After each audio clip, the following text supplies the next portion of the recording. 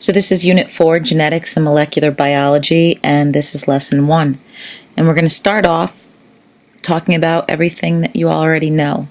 It's going to be a little bit of a review from the last unit, the Reproduction and Development unit. So let's get started. What are we going to learn in genetics? Well, we're going to learn that organisms inherit their genes and characteristics from their parents. We get one half from our mom and one half from our dad.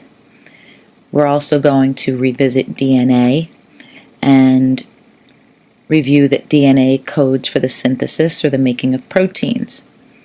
And proteins are made up of amino acids and hence determines all of an organism's characteristics.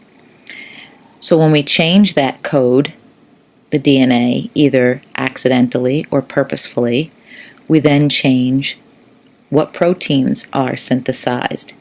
And if the proteins change, then that means new traits and characteristics will develop. First thing I want to go over is vocab. We're going to have a vocabulary quiz on words 1 through 9, January 30th, which is a week from this Friday. It is the last official day of the marking period, even though I don't see the beginning of the week. The second set of vocab words, second set of 9, is going to be on February 6th. And then the last couple of words will be on February 13th. So make sure you have those down. And we're going to define these in class. So what are we going to review just right now in the next few minutes? Well, we already know that chromosomes are inherited from an organism's parents. We learned that in the last unit, and that's through the process of meiosis.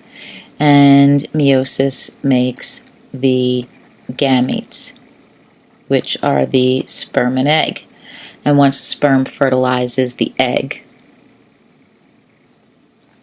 you have a developing embryo with 46 chromosomes.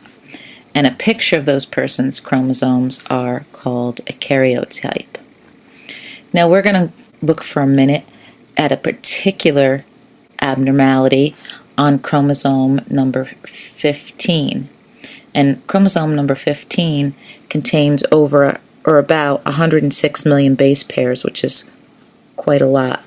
And we're going to look at Tay-Sachs syndrome. So the gene for Tay-Sachs disease is found on the 15th chromosome. You get one chromosome 15 from your mom and one from your dad. But both mom and dad have to give you the Tay-Sachs trait in order for you to get this disease, because it's inherited through recessive alleles. So what is a recessive allele versus a dominant allele? Well, a recessive allele is a lowercase letter, and a dominant allele is a capital letter. So that's the difference between dominant and recessive. But then you also have homozygous, that's a G, and heterozygous. And the prefixes tell you exactly what you're talking about. The prefix homo means same, and the prefix hetero means different. That's H-E-T-E-R-O, heterozygous.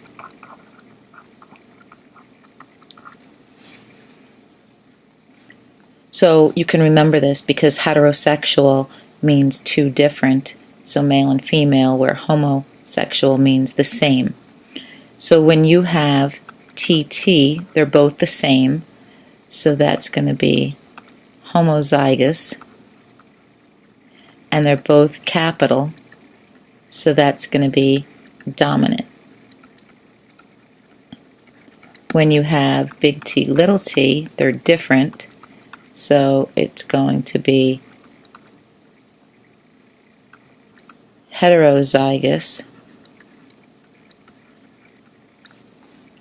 And even though there's only one capital letter, it's still considered dominant. Because in order for the recessive to show, you have to have two little. So if you have two capitals or a capital and a lowercase, it's still going to be dominant. And this would be homozygous recessive, because you have two smaller ones.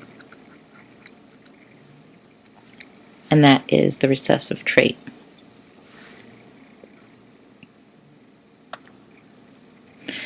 So let's review. A karyotype is a picture of a person's chromosomes.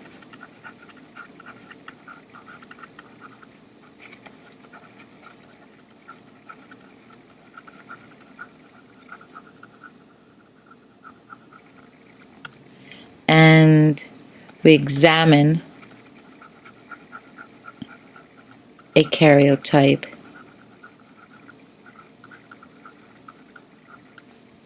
for chromosomal abnormalities.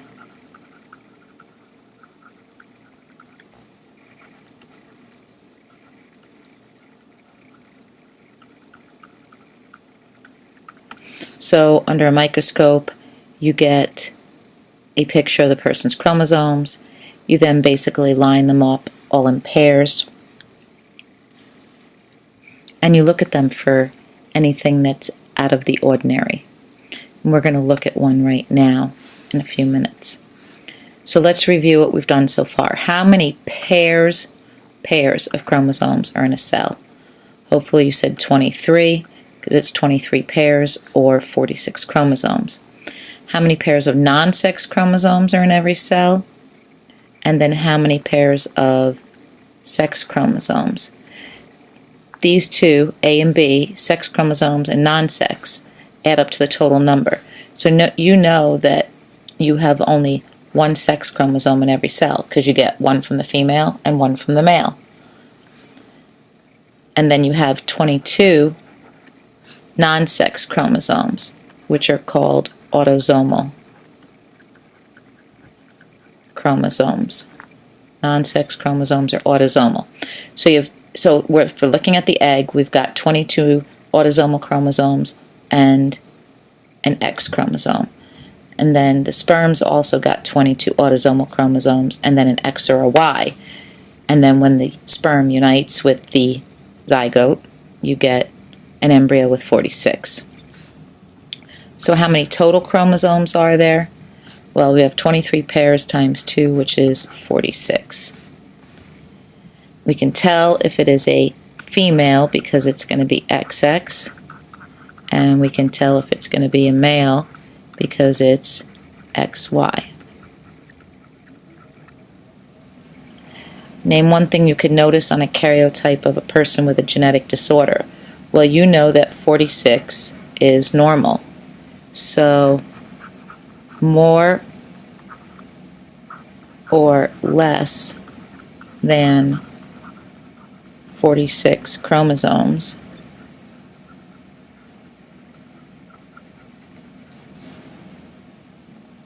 indicates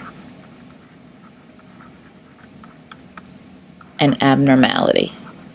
Arrange the following in order of increasing complexity. Well, if it's increasing complexity, then the arrow should be going this way. Let's just change that. Increasing complexity. So let's go from least complex to most complex. All right. Well, we know what the biggest is, right? Biggest is going to be the nucleus. And what's in the nucleus? We did the mitosis mobiles, so chromosomes are in the nucleus. And the chromosomes are made up of DNA, and the genes are in the DNA. So this would be least complex genes, and then most complex nucleus. All right, lastly, let's take a look at this Tay-Sachs, number 15. So here we have 22 autosomal pairs, and then 23 are our sex chromosomes. So we have a deficiency on number 15. So this is the affected chromosome. Is it autosomal or sex? We know it's autosomal because sex chromosomes are 23. Is it a male or a female? Well, there's nothing in the Y, but there's 2 X's, so that would be female. How do I know? It's XX. And what does the highlighted area on the chromosome represent? So where this littler circle is, this is spot 2324. So it's the gene, it's called loci or loci, and this is chromosome number 15, and then it's 2324.